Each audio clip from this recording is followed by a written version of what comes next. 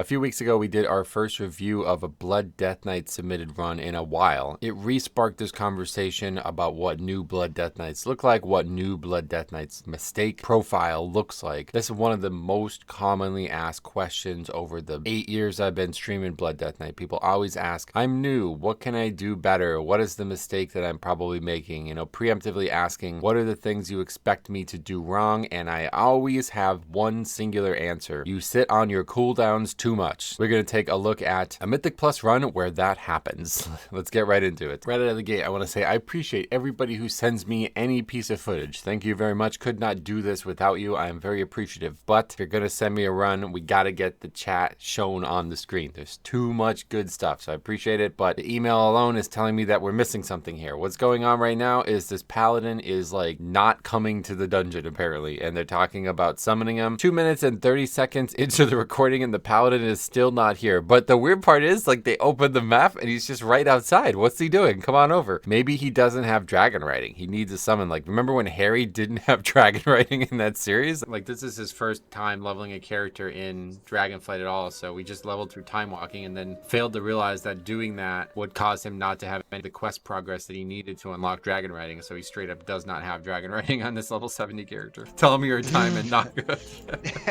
I've somehow ended up in not hood though, like not good, bruv. I ended up in there like, well, I queued time walking, but I must have queued like the other one by accident, not the time walking, and then like it's put me in not good. The only calf that I was like, I do not want to be in, and I had to get on the back of some mage, and like, don't know whether he just didn't have a clue or he was trying to troll, but he just flew around the whole place, bruv. Yeah, that could be the issue, but it looks like, yeah, maybe he's making his way over. This is my favorite part of low Mythic Plus runs, but not the Shamans. The Shaman just leaves the group instead of waits for the Paladin or either summons. Honestly, hard line on no summons. We're doing a 2, by the way. This is the 2, a Mythic Plus Cinder Brew 2, and this Paladin is just flying around the zone and just won't come to the dungeon. I wouldn't summon this guy either. He, like, flashes the chat for a second. We get a glimpse of it. Thank you, Master. My cat have hungry. +1 for summon, please. I already love this review. But anyway, the key's finally going to begin, and we're going to take a little bit of a different approach to this one from now on, okay? We are going to be taking a look at the Blood Death Knight from the non-recorded perspective. This is recorded from the DPS perspective, somebody who noticed that this Blood Death Knight was doing exactly what we were talking about, sitting on major cooldowns for an inordinate amount of time. Watch this first pack unfold, okay? We see a pretty big pull here. Now, again, it's only a 2, but you can actually see the guy's cooldowns there. He uses only Icebound Fortitude. That's it. The first pull of the dungeon. He's getting hit pretty hard. I mean, I don't know, 23% health, going up and down, maybe some big death strikes. The Holy Pally is actually doing more healing than he is, going up and down a lot health-wise, and just not using any, like, first of all, there's a lot of cooldowns.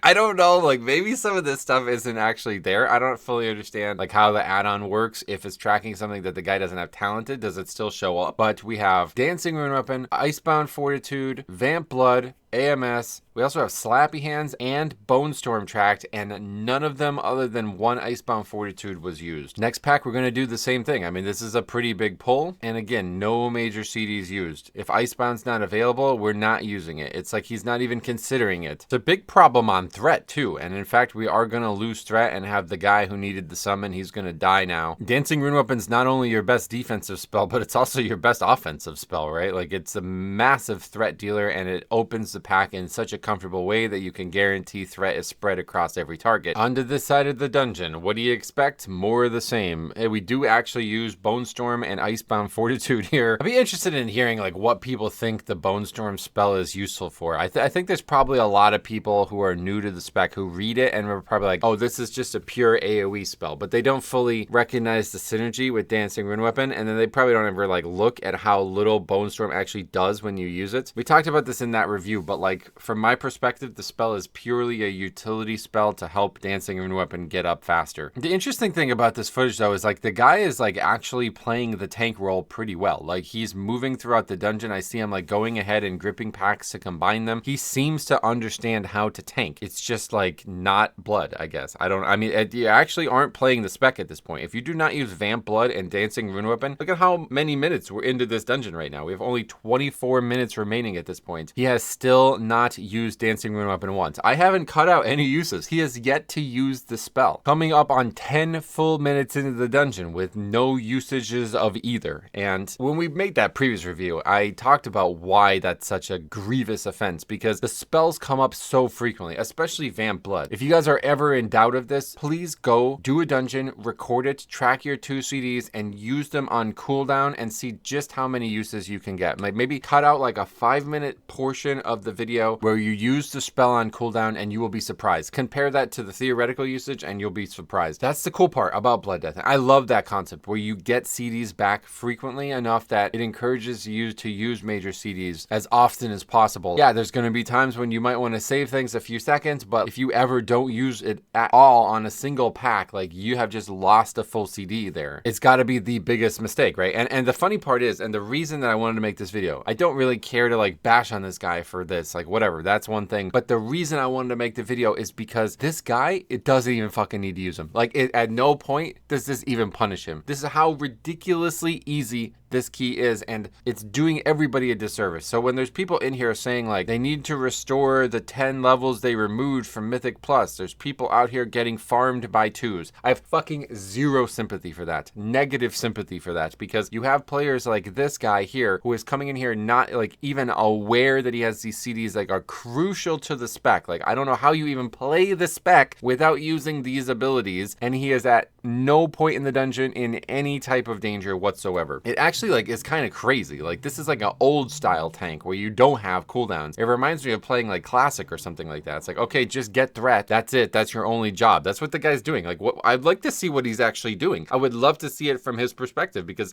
you're not looking at like, look at all the spells on the screen that aren't being used. But this kind of got brought up again with this whole conversation about the rotation helper thing. I assume that situation would actually help this guy. So this is the thing that I thought about in that, like, there's a lot of people out there who for some reason simply don't read their spells, or maybe they don't fully understand them. I'm not really sure. But we are now at the 20-minute mark. We've pulling the second boss, and this guy has not used Vampiric Blood or Dancing Rune Weapon a single time in the dungeon, and Blizzard is not punishing him for that. You know, like at that point, what do we do? What do we do as a community? What do we do as a fan base when the game is so absurdly easy that you can do this little as the tank? I mean, it's not a DPS, right? A DPS, you'd expect to get away with this. Like, okay, if this guy never uses major cooldowns as a damage dealer, like you don't expect that to punish the group in a way that they're going to fail. But as a tank, yeah, I kind of expect that. Like that's kind of mandatory. At this point, some of you guys are probably thinking maybe it's just a bug with the add-on. Nope, there you go. He uses his first Vampiric Blood spell for no reason as well, by the way. I mean, he probably misclicks it because he's at full health. It's like there's nothing happening here that wasn't happening before. The only thing I could think of is he uses it and then immediately uses AMS as well. So I wonder if he's just like doing some strategy in his head here where like Vamp Blood only exists to buff AMS or something. I have no idea. Now the funny part is the guy who was recording this actually DCs in the middle of the footage, all right? So even more, I mean, we're just mounting evidence upon itself now to say how easy these twos are. And we're on our way to IPA again with this guy not having any, I mean, this time like, okay, now listen, you're taking a lot of damage in this wing. I would hope that if there was gonna be any situations that were gonna force you to care about these spells, this would be the side. And the Lich King himself is rolling over in his grave as 13 minutes. It's actually perfect, by the way. Look at the timer. Very fitting use. The first time the spell gets used in the entire dungeon, it is with 13:37 left on the Cinder Brew Meadery level 2. Just wonder what made him use it, because it doesn't make a lot of sense to me. And like I said, I don't really care to bash on this guy, but it's just one of those things that like, I bet there's a lot of people out there in this boat. I bet everybody who starts this spec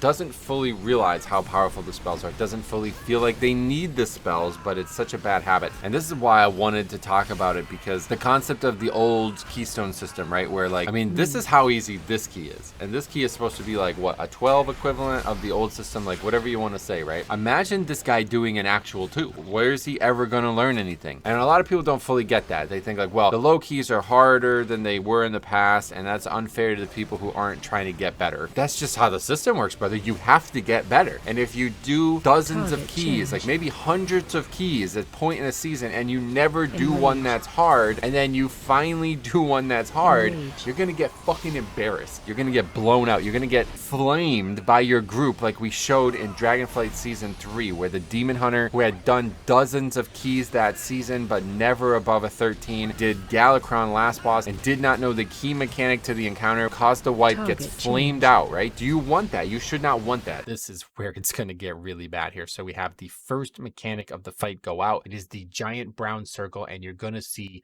that. You're going to see the Demon Hunter DPS run it into a corner instead of take it to where it's supposed to be taken. And there's no two ways around that. The guy straight up doesn't know the mechanic, right? Like, that's not an error. He didn't lag. He didn't do it. Like, he willingly ran out and took it nowhere, and then doesn't have anything to say for himself. He says, oops. Like, oh, whoops, I accidentally ran the mechanic out into a corner. Whoa, that was a weird mistake. And you see these guys are dogpiling on him, though. Like, you're such a clown. You literally ignored the mechanic, obviously not helping him learn either. I think that's what's wrong with low keys in general, because the keys are just too easy. People are simply able to overpower the mechanics. Now we're going to see it again here. We have the Demon Hunter, instead of soaking the mechanic with everybody else, he's literally just standing over there, like blade dancing and doing his full rotation. The tank, actually, to his credit, he tried to explain it to him. He says, if you get the circle, go to Chromie, then after you soak the thing with the group. Not a video with just that one guy making mistakes. We now have the mage doing his best to do the same thing. Watch it again. You can see the mage puts up the ice barrier. This thing just runs him over. He doesn't even try to move. Of course, now we have, the tank saying, holy shit, like he's getting tilted. The mage says, is it bugged? I'd love to hear what he's asking is bugged. The tank says, you have to do these things. They're called mechanics. Yeah, I mean, I get it. It's not on him to teach the game to the mage or the Demon Hunter. It sucks. But I feel like, if you're in a 14 and you're being like elitist like this, like, I mean, come on, man. You're making the problem worse. You're making the key harder for yourself, dude. Like, if you just actually explain these things better to these people, they would probably do it. So this time we have Bloodlust up. We're going to finally make a good pull on the fight. And you would think like, oh, the players have finally learned from their mistakes. But if you thought that, you would be wrong. So we have the soak again. And this time the Demon Hunter DPS is now soaking the tank mechanic instead of the group mechanic. But instead of just standing there DPSing, now he's basically suicided. I mean, two massive mistakes. And then again, the tank really helps out. He says, holy shit, you're a clown, in all capital letters. So it's easier to avoid that if you learn the hard way in this kind of like safe space. This is really a pretty safe space, especially with how easy this is. If you make like a massive mistake and things go really, really wrong in a 2, you can still succeed. So this is the place to learn it. But like, the last video we just made where the tank is trying to play a DPS as a tank spec, like there's just people out there like this, but they're not learning. And I don't know how better to handle this, because I have to say, like, partially it's got to be on Blizzard. When does it get to a point where it's like, oh, this guy just can't do this anymore? Is it going to be a 4? Is it going to be a 10? Like, I actually don't know. And that really scares me, because I think there's going to come a point where this guy is going to walk into content, think he's like a passive mitigator only, which is the worst possible way to play Blood Death Knight. And he's just going to get fucking owned. Like, he's going to get destroyed in the key. People are going to flame him. He's going to get frustrated. He's going to be unhappy, as he, by the way, uses his second dancing rune weapon. Regardless, how long do we go before this is not enough anymore? And then how long before this guy gives up on the spec? How long before the guy says, man, this fucking game is too hard. Tanking's too difficult. Blizzard, you gotta buff blood, you gotta nerf the dungeons. Like, I really am scared of this, because I think maybe some of this feedback that we're seeing about the difficulty and the content and like, oh, we need this or we need that happening in the game, are coming from players like at this stage, right? It's really a cautionary tale. Like, did tanking need to be nerfed? Did it need to be buffed? I don't know. Like, everybody talked about that in season 1. People were saying tanking was too hard in season 1, and now it's easier. And now we're sitting here watching this. Like, is this a result of it? Is this gonna happen in season 1 as well? And the guy's just gonna get killed? Like, I don't really know the reality here, but all I know is it's kind of scary to watch, and it really worries me, because this guy is not a noob. Like, he's not like the guy in the other review, right? This guy actually seems to understand the tank role. He's actually pulling the mobs well. He's using things like Death Grip and like positioning them well and gathering them well. But we get another AMS usage and another Icebound usage, and we are gonna finish this dungeon with